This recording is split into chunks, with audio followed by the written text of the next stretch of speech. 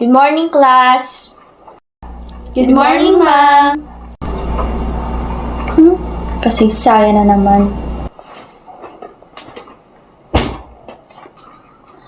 Ngayong araw, may kilala natin ang isang pinuno na ginamit ang daan ng diplomasya at mapayapang pakikibaka, si Manuel L. Quezon.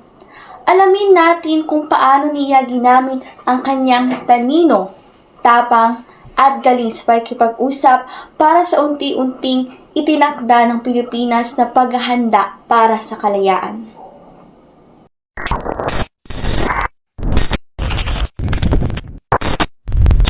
Representing.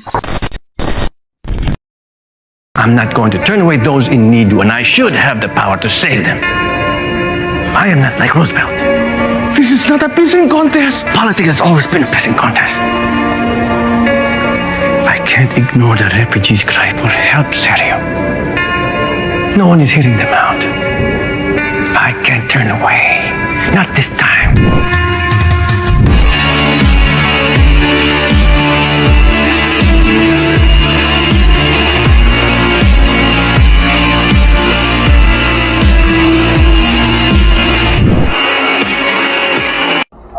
At mayroon akong hinanda na isang presentasyon na nasa anyong video. Maaari nyo ba itong panoorin upang inyong maunawaan ang ating aralin?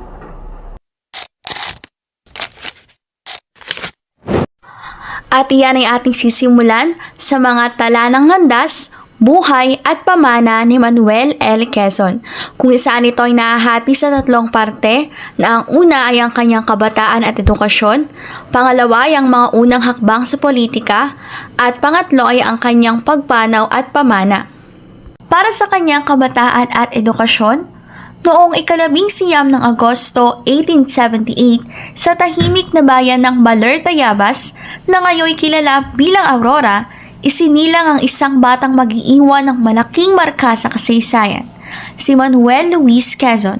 Anak siya ni Lucio Quezon at Maria Dolores Molina, kapwa mga guro na nagtanim sa kanya ng kahalagahan ng kaalaman at disiplina. Dito sa Baler nagsimula ang kanyang munting paglalakbay sa pag-aaral. Ngunit hindi nagtagal ay lumuwas siya patungong Maynila. Dala ang pangarap na makapagtapos at makatulong sa bayan. Sa lungsod, tinahak niya ang mas mataas sa antas ng edukasyon, high school at kolehiyo na nagsilbing daan patungo sa kanyang propesyon. Sa huli, pinili niya ang larangan ng abogasya sa University of Santo Tomas. Sa sipag at talino, matagumpay niyang natapos ang kurso at noong 1903, nakapasa siya sa bar exam. Tanda ng kanyang kahandaang ipaglaban hindi lamang ang sariling kinabukasan, kundi pati na rin ang kinabukasan ng kanyang mga kababayan. At ito naman ang kanyang mga naging unang hakbang sa politika. Matapos sa kanyang pag-aaral, hindi agad pumasok si Manuel Quezon sa politika. Unang muna siyang naglingkod bilang sundalo sa Philippine-American War, kung saan nakita niya ang hirap at sakripisyo ng mga Pilipino sa ilalim ng dayuhan. Ang karanasang ito ang nagbukas ng kanyang mata sa pangangailangan ng tunay na pamumuno at mas malawak na representasyon para sa bayan. Noong 1906, sinimulan niya ang kanyang opisyal na paglalakbay sa politika nang mahalal bilang gobernador ng Tayabas. Dito pa lamang, ipinakita na niya ang kanyang kakayahan sa pamamahala at pagmamalasakit sa probinsya. Makalipas ang isang taon, mas lumawak ang kanyang tungkulin nang siya'y mahalal bilang kinatawan ng Tayabas sa Philippine Assembly noong 1907 hanggang 1909. Sa mababang kapulungan, lalo niyang nailanta ng kanyang talino sa batas at kakayahan sa pakikipagdebate. Hindi nagtagal, pumasok siya sa mas mataas sa antas ng pamahalaan bilang kasapi ng Philippine Commission. At kalaunan ay naging Resident Commissioner ng Pilipinas sa United States Congress noong 1909 hanggang 1916. Sa posisyong ito, naging boses siya ng mga Pilipino sa Amerika. Ipinaglaban ang interes ng kanyang mga kababayan at unti-unting isinulong ang mithiin ng kalayaan. Ngunit tulad ng lahat ng dakilang bayani, dumating din ang huling kabanata ng kanyang buhay. Dahil sa matinding sakit na tuberculosis, pumanaw si Manuel L. Quezon noong ika-1 ng araw ng Agosto 1944 sa malamig na baybayin ng Saranac Lake, New York, USA. Sa unay inilibing siya sa Arlington, Virginia, malayo sa lupang kanyang minahal. Ngunit di naglaon na inuwiri ng kanyang mga labi sa Pilipinas, sa pili ng mga taong kanyang pinaglaban ng kalayaan at dangal. Hindi natapos sa kanyang kamatayan ang kwento, sapagkat naiwan niya ang isang walang hanggang pamana, ang huwaran ng isang pinunong nagsulong ng pambansang pagkakaisa at kalayaan. Hanggang ngayon, patuloy siyang kinikilala at pinararangalan bilang isa sa pinakamahalagang haligi ng kasaysayan ng ating bayan. Isang paalala na ang tunay na lider ay nabubuhay hindi lamang para sa sarili, kundi para sa kanyang bayan.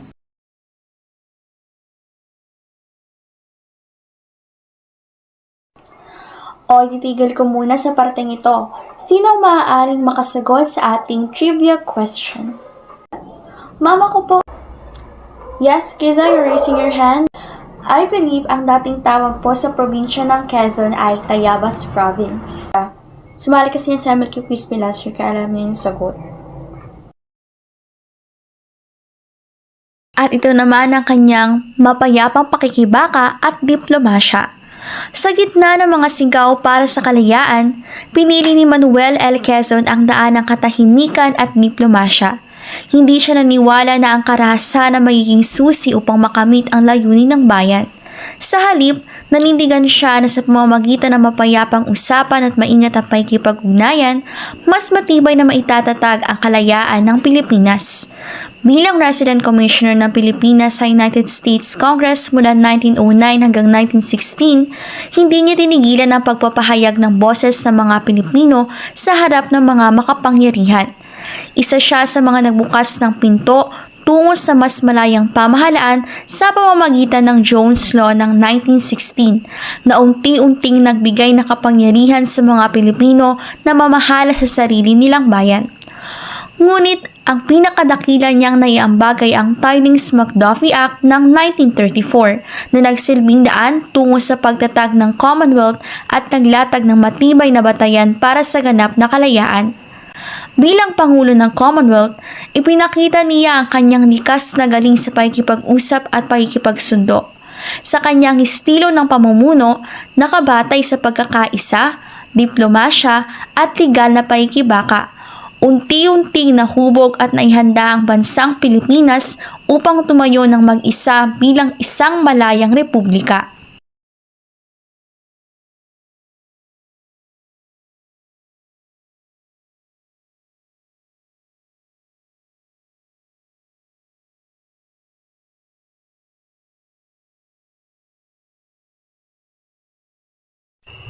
At bago ko formal na tapusin ang presentasyon ay magbibigay pasalamat ako sa isa sa mga naging sponsor ng video na ito.